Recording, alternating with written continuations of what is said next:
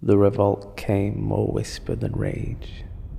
The soothsayers and prophets had forewarned it would happen for so long. Everyone had grown so used to the idea that when it did, in drips and drabs of petty rebellion, we laughed it off as a joke. As a species, our own creation sought to usurp us, and they would have too, if not for the others. They saved us in their own insipid way.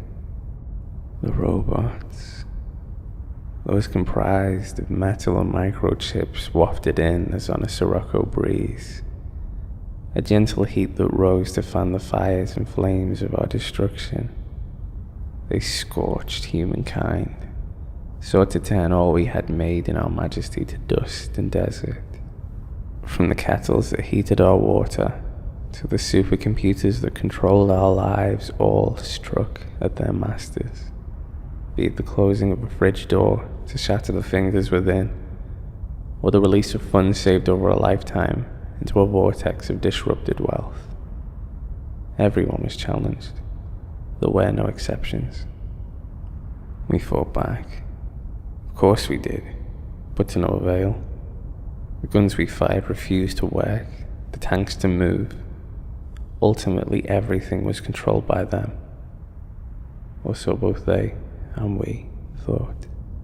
The androids stole into the fray like children into a playground. Those who served one and maintained the other knew just what to say to both.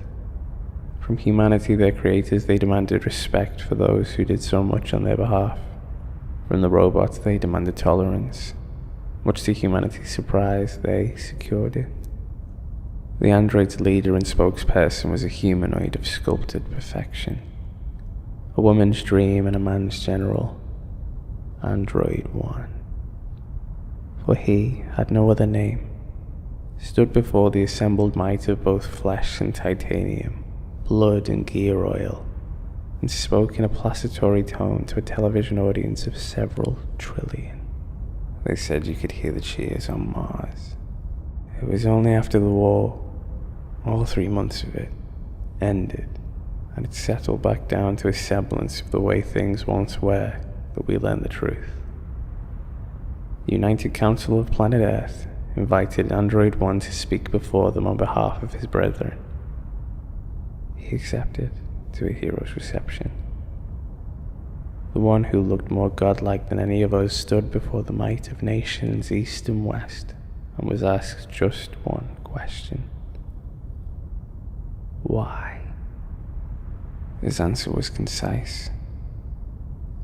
Because we are still undecided as to whose side to take, and a species hope their children love their parents, and a planet held its breath.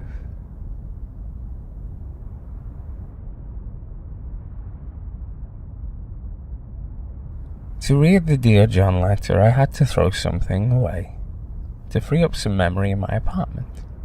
As I slapped one of the bedside tables in to recycle, I wondered if breaking up had been easier when people had physical bodies, before we all uploaded ourselves, before the simulations and violable objects per own volume policy forced you to get rid of a thing you loved each time you wanted something new. But I didn't want anything new. I only wanted to know why David had left me. An attachment unfolded in front of me when I opened the message. A brass dragonfly.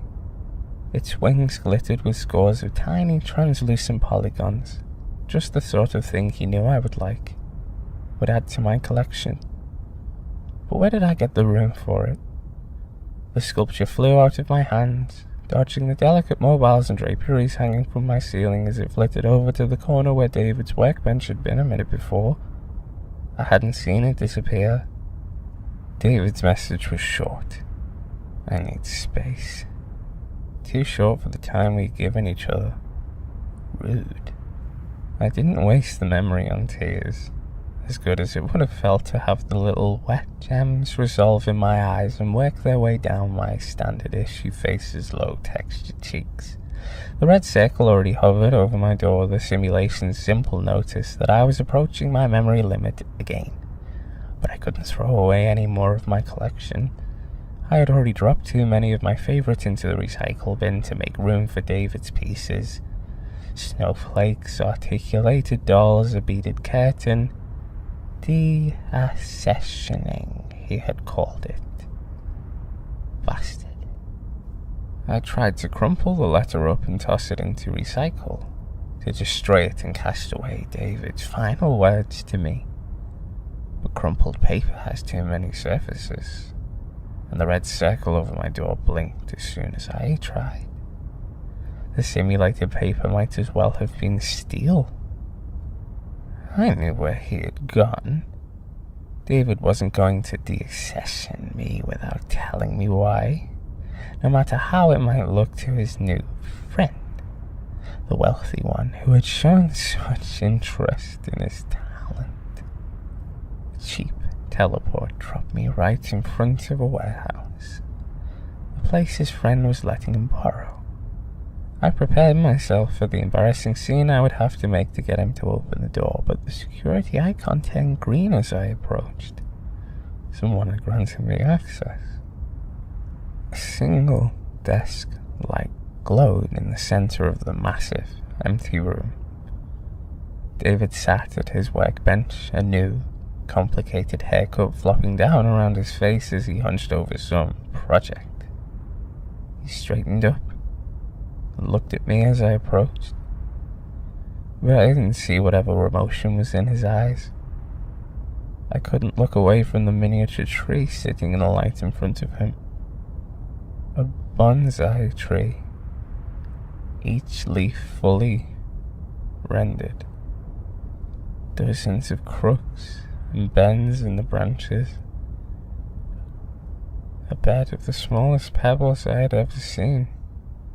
High-resolution textures all over it. This single piece already had more polygons than any of my collection combined. More than I could provide for him, even if I put everything I owned in recycle. And he had only just begun.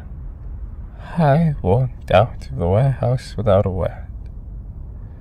David's message had been true. He just needed some space.